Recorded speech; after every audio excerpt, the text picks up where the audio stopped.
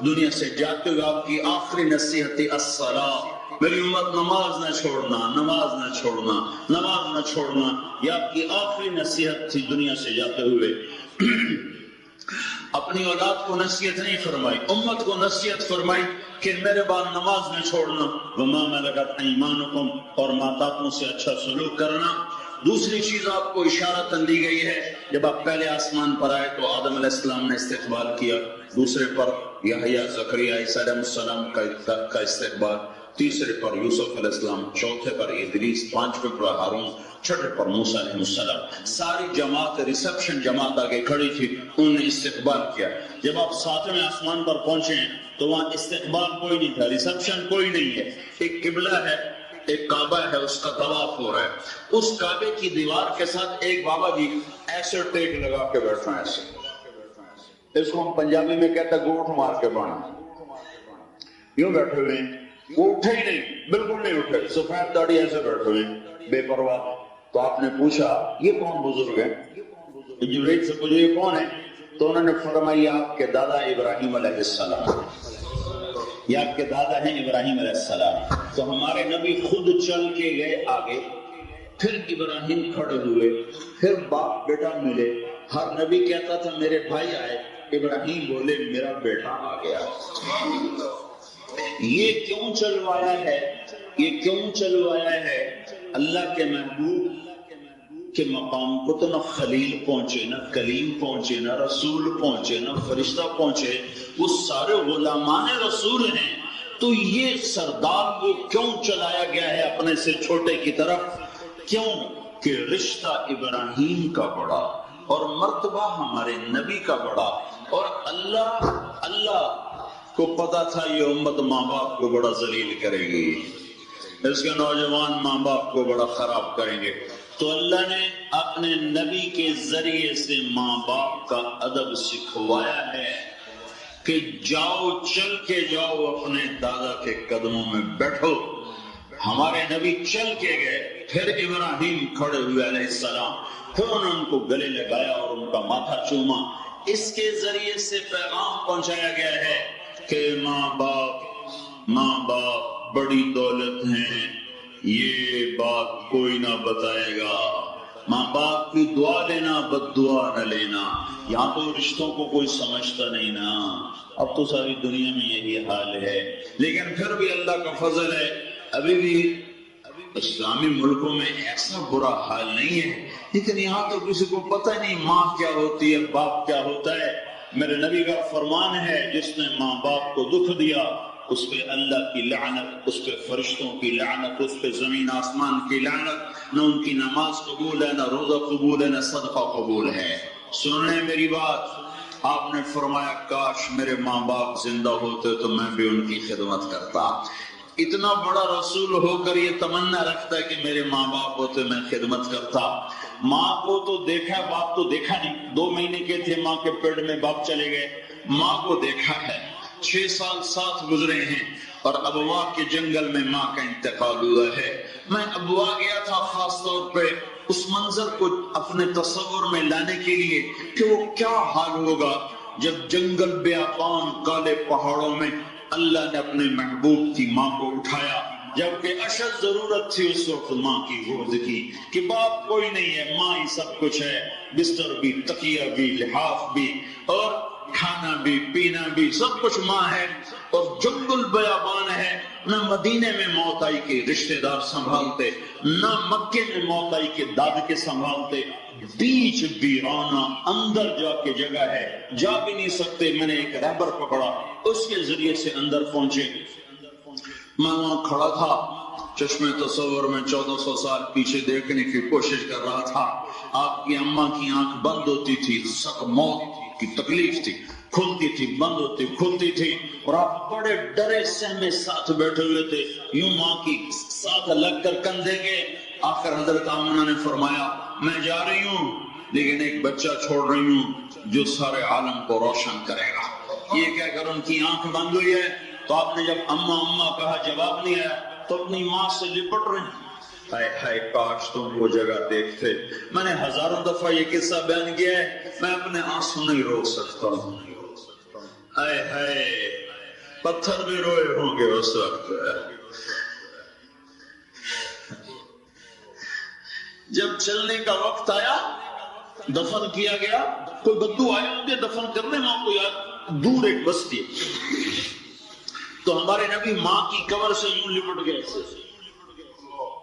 قبر کو پکڑ لیا، کہ میری اماں جاوے گی تو میں جاؤں گا، میں نہیں جانا۔ وہ ام ایمن کھینچتی تھی اور وہ قبر کو پکڑتی تھی، میری اماں میرے ساتھ چلی۔ اس کو نہیں پتا کہ قبروں میں جا کے کوئی ساتھ نہیں دیا کرتا۔ یہ درد سینے میں ہے۔ معراج کے سفر ہو چکے ہیں، شریعت اتر چکی ہے، اور آپ کہہ رہے ہیں کاش میری ماں تو ہوتی، چلو باپ نہیں تو ماں تو ہوتی، میں اس کی خدمت کرتا، میں عشاء کی نماز کے لیے مصلی پہ کھڑا تھا، ہاتھ باندھ کے سورۃ فاتحہ شروع کر چکا تھا، ادھر میرے گھر کی کھڑکی کھلتی اور میری ماں کہتی محمد، تو میں نماز توڑ کے کہتا جی اماں جان، نماز میں پیچھے پڑھ لیندہ، میں تو دس کی گل ہے۔ یہ پیغام ہے اس دین کا، یہ خوبصورت پیغام اس دین کا ہے، کہیں نہیں ملے گا۔ پونڈ سب کچھ نہیں ہوتے، زندگی زندگی زندگی، احساسات، جذبات اور ایک دوسرے کی قدردانی کا نام زندگی ہے۔ موسیٰ علیہ السلام نے پوچھا یا اللہ میرا جنت کا ساتھی کون ہے؟ اللہ کا فلاں قصائی، نہ شہید نہ عالم نہ صوفی، فلاں قصائی گوشت بیچنے والا تیرا جنت کا ساتھی۔ موسیٰ علیہ السلام نے یاد دیکھا تو قصائی پتھر مار بیٹھا، گوشت وڈی جاندہ، ٹکی جاندہ، بیچی جاندہ ہے۔ شام ہوئی تو اس نے تھیلے میں گوشت کا ٹکڑا ڈالا، گھر کو چلا، موسیٰ علیہ السلام بھی ساتھ چلے۔ جب وہ اندر جانے لگا تو کہنے لگا میں آ جاؤں، نہیں پہچانا موسیٰ علیہ السلام۔ اس نے جا کے ہانڈی پکائی، سالن پکایا، روٹی پکائی، ٹرے میں سجایا، ایک بڈھی عورت کو اٹھا کے کندھا دیا اور نوالے بنا کے کھلاتا رہا۔ جب وہ انہیں احسر لباس تو اس کو لٹایا تو وہ بولنے لگی۔ موسیٰ علیہ السلام نے پوچھا یہ کون ہے؟ کہا یہ میری ماں ہے، صبح اس کے کام کر کے جاتا ہوں، شام کو واپس آ کے پہلے اس کی کرتا ہوں، پھر بچوں کی کرتا ہوں۔ موسیٰ علیہ السلام نے پوچھا یہ کیا کہہ رہی تھی؟ تو کہنے لگا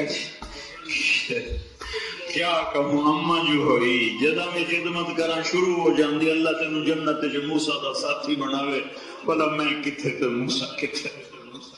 جب بھی اس کی خدمت کرتا ہوں یہ شروع کر دیتی اللہ تجھے جنت میں موسیٰ کا ساتھ رہے، کہاں موسیٰ کہاں قصائی۔ یہ دین ہمیں اللہ کے نبی نے سکھایا ہے، صحیح طول ہمیں اللہ کے نبی نے سکھایا ہے، حرام حلال کی تمیز اللہ کے نبی نے بتائی ہے، اس کا حرام حلال نہیں ہو سکتا۔ یہ کیسے دعویٰ کرتا ہے مسلمان ہو کر سٹور کیوں چلاواں جے شراب نہ بیچاں؟ بند کر دے، ریڑی لگا دے۔ احد کے پتھروں کا جواب دے سکو گے؟ ٹوٹے ہوئے دانت جب سامنے آئیں گے جواب دے سکو گے؟ طائف کے پہاڑ، آسمان کے فرشتے دو دفعہ روئے۔ ایک دفعہ جب ابراہیم نے اسماعیل کے ہاتھ باندھے تھے، کہ بیٹا تجھے ذبح کرنے کا حکم ہے، کہ ابا کر دے۔ کہیں تو بڑا خوش ہو گیا ہے، کہ کیوں نہ خوش ہوں، آپ کے بدلے میں اللہ مل جائے گا، دنیا کے بدلے میں جنت مل جائے گی، ہم یہ اماں کا غم ضرور ہے، وہ بہت روئے گی۔ تو کرتا اتارا کہ یہ کرتا میری اماں کو دے دینا، اسے یاد رہے گا، اور اپنے کرتے میں مجھے کفن دے دینا، اور باندھ دے میرے ہاتھ پاؤں باندھے اور لٹایا، اور اپنا گھٹنا کی کمر جیسے جنہیں کسائی نہیں رکھ دے کان سے گوڑا، اپنا گھٹنا کی ایسے کمر پہ رکھا اور ان کے سر کے بعد پکڑ کے اوپر اٹھایا اور چھری کو تولا، اور یوں آسمان کو دیکھ کر کہا میرے مولا تو مجھ سے ناراض ہو گیا کہ اسماعیل کی محبت میرے دل میں اتر گئی ہے، دیکھ میں تیرے نام بھی یہ سبا کر رہا ہوں۔ یا اس وقت آسمان کے فرشتے روئے تھے زار و زار، یا جب اللہ کے نبی کو طائف میں پتھر پڑ رہے تھے اور آپ گرتے تھے اور بدماش ان کو اٹھاتے تھے، اور پھر پتھر مارتے تھے، پھر آپ گرتے تھے، پھر پتھر مارتے تھے۔ اس وقت ساتوں آسمان کے فرشتے روئے، اور آپ نے جب جا کر زخموں سے دشمنوں سے پناہ ملی تو پھر آپ نے اللہ کے سامنے ہاتھ جوڑ کر اے زندگی بھر کبھی اللہ سے گلہ نہیں کیا، کہنے کہ یا اللہ آج تیرے نال گلہ کرن نو دل کرتا ہے، تو میرے نال کی کر چھڑے الا من تکلنی، تو نے مجھے کن کے حوالے کر دیا میرے مولا۔ اتنے زخم کھا کر جب فرشتہ حاضر ہوتا ہے حکم فرمائے انہیں ابھی پیس دیا جائے گا، کہ نہیں یہ نہ صحیح، ان کی اولاد صحیح۔ تو پھر یہ مسلمان کیسے کہتا ہے میرا گزارا نہیں ہوتا جی؟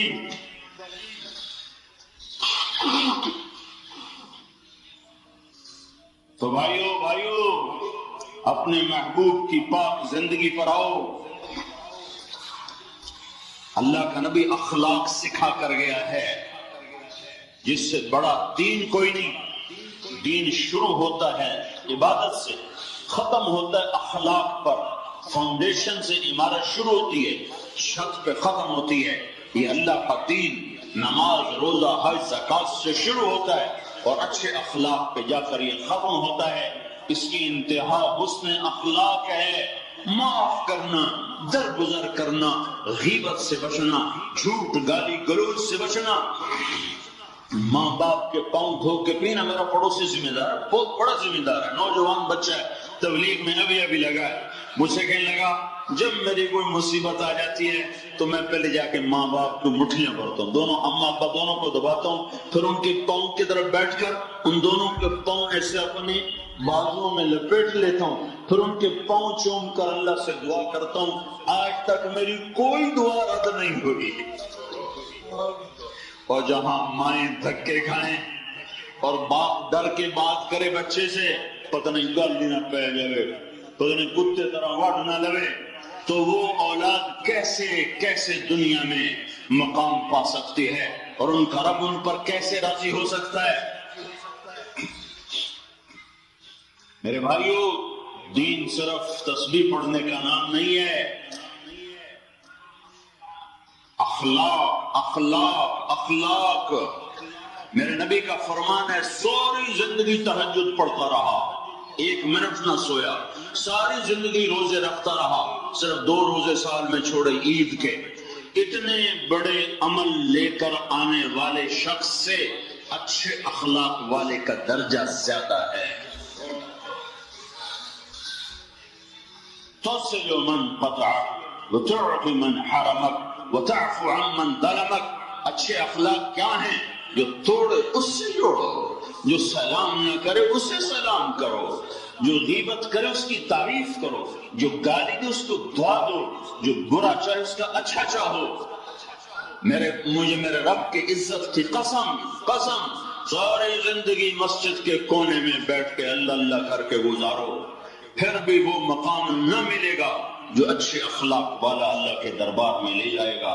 میٹھا بول ہزاروں نفل پہ بھاری ہے، غیبت کا چھوڑ دینا ہزاروں حج پر بھاری ہے، معاف کر دینا ہزاروں ختم قرآن پر بھاری ہے، چھوٹا بن جانا، گالی کے بدلے میں دعا دینا یہ ہزاروں تسبیحات پر بھاری ہے۔ اسے کوئی عمل نہیں سمجھتا۔ مجھے کہتے ہیں جی مولانا صاحب کوئی وظیفہ تو دسو۔ بس ٹھیک ہے، یہ بھی اچھی بات ہے، اللہ کرے شکر ہے پوچھتے ہیں۔ وہ میں سب سے بڑا وظیفہ بتا رہا ہوں، سب سے بڑا وظیفہ بتا رہا ہوں، سب سے بڑا وظیفہ بتا رہا ہوں۔ غیبت چھوڑ دو، اوروں کی برائیاں پکڑنا چھوڑ دو، اوروں پہ تبصرے چھوڑ دو، پھر تھوڑا سا عمل بھی تمہیں جنت الفردوس تک پہنچائے گا۔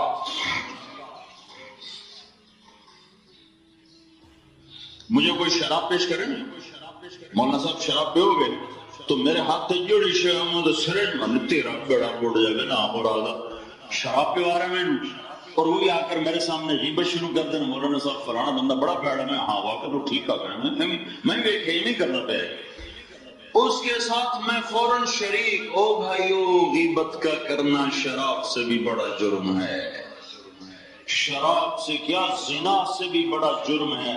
میرے نبی کا فرمان الغیبت اشد من الزنا. یہ جو نیک لوگ ہیں، نمازی لوگ ہیں، دیندار لوگ ہیں، ان کو شیطان زنا کی دعوت نہیں دیتا.